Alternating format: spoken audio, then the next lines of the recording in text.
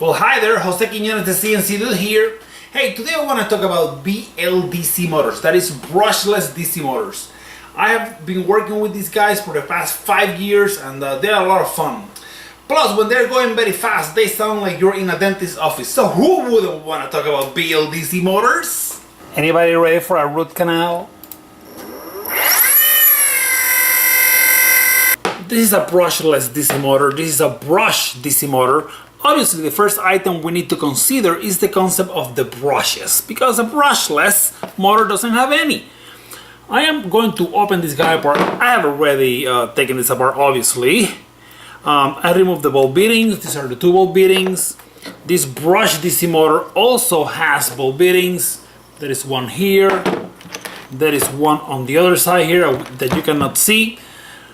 Brush DC motors hardly ever has ball bearings, but that's not what we're talking about. We're talking about brushes. And as you can see in here, there are no brushes. In here, there are no brushes. These are just wires that, these are the input wires for the faces. So do not confuse them with brushes. If you find a brush in this guide, you should send me an email immediately, because we're gonna get you the Nobel Prize of finding brushes where there are none to be found. On the brush DC motor, these 2 guys, literally this guy and this guy, are the brushes. Let me show you what they look like. This is gonna come out horrendously undone, and it's really hard to dismantle. It's not really hard, it's just that it's not easy to dismantle these guys, because of course the brushes are in the way. So they're called brushes because at some point in time they were made out of copper bristles, but obviously today they are not. And as you can see, they don't look anything like a brush, you know, like a painting brush or a toothbrush or whatever. So this guy is the one that is making an electrical contact. Notice this is the input, okay? This is the wires, here's the voltage, the current, and they make a contact with what is called the commutator. And when you apply a voltage, you're gonna get a current flowing through the winding, and that's what is gonna make this guy rotate whenever. Well, actually, I missed one part. Permanent magnets, okay? Important, because when you apply a voltage and a current flows through the winding, you're gonna get a magnetic field that is going to oppose the magnetic field on the magnet, and that is what is gonna make this guy move. But of course, as it moves, now a new connection is made. So a new magnetic field appears on the winding that again opposes these guys, and it moves, and that happens forever. The higher the voltage, the higher the current, the faster it moves. Traditionally, I consider voltage to have to do with speed, current with torque, but you know, that's a religious discussion. I'm not gonna go into it. What matters here is that there are no brushes on this guy. There is no way to mechanically change the polarity of the magnetic field on this guy, okay? So how is this guy gonna rotate? These are the magnets, by the way. This is the electromagnet. So there are no brushes on this guy. How am I going to change the magnetic field? That is the question, isn't it? Another important aspect that we have to consider when dealing with BLDC motors is that they are backwards. Notice that here's my winding, okay? This is my stator. This is the part of the motor that stays. This is my rotor. This is the part that rotates. On a brush DC motor, this is the stator and this is the rotor. Notice that the magnets are on the stator and the winding is on the rotor. On a BLDC motor, the stator is the electromagnet and the rotor has the permanent magnets. So they are backwards. When you look at both topologies, the one that stays on the brush is the one that doesn't carry the current. It's basically a magnet forever, whereas on the permanent magnet, the one that rotates is the one that is always a magnet and it doesn't carry any current. That is basically the biggest difference, and how these two motors are can operate in the way that they do, because in the brush DC motor we need the winding to move so that we can continuously change the revolving magnetic field. But the only way in which this can happen is by putting brushes, but we don't want brushes. That's why we want brushless. Unfortunately, that means that now we have to put a revolving magnetic field that is going to be electronically put in place. So that means that now the winding cannot move, it has to stay. And what we do is that we move the part with the magnets. We can forget now about the brush motor. Next thing that I wanted to show you is that the brushless DC motor comes in a whole bunch of different sizes, but it is the same topology. In all of these motors, we have a stator, which is an electromagnet, and a rotor that has the permanent magnets.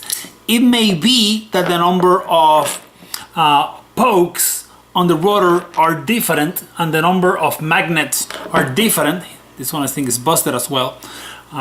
So comparing these two guys,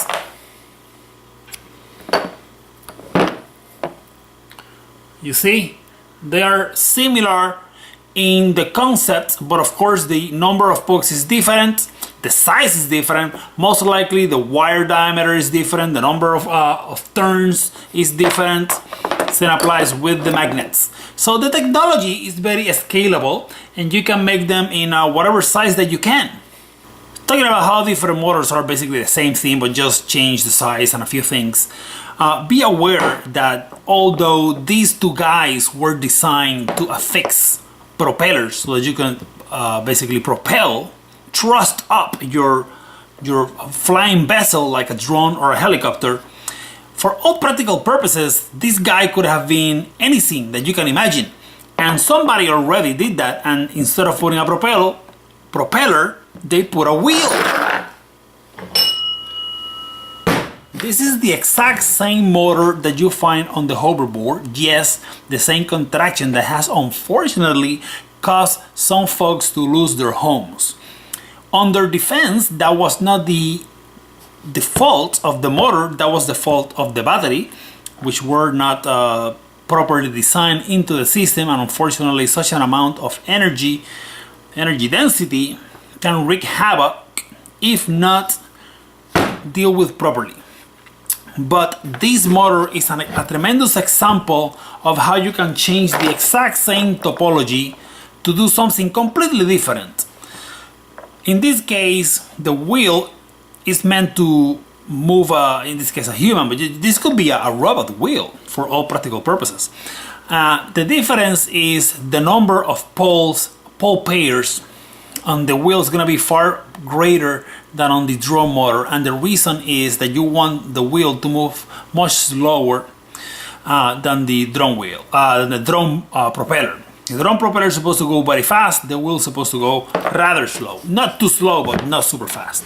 But the parallels are impressive. The stator is the electromagnet and the rotor is the permanent magnet. Now it's very hard for me, I have not been able to remove this guy from the wheel. I have been trying, believe me, but I have not been able to.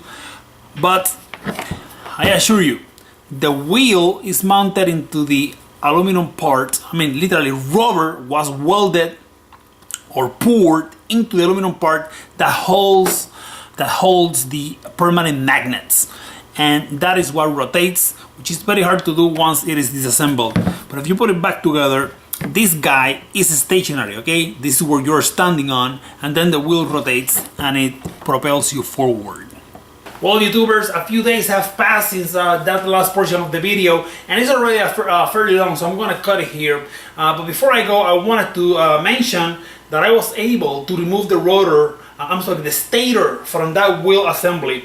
And I also wanted to mention that there are so many topics that I wasn't able to discuss on this video, but we may expand on some of them in future videos. Like, for example, I didn't mention that the hoverboard motor uses Hall sensors to detect the position of the rotor. So this is basically a sensored motor, whereas the the drone BLDC motor does not have Hall sensors. So that is basically a sensor-less application. I'll talk about what different techniques are employed to commute that motor.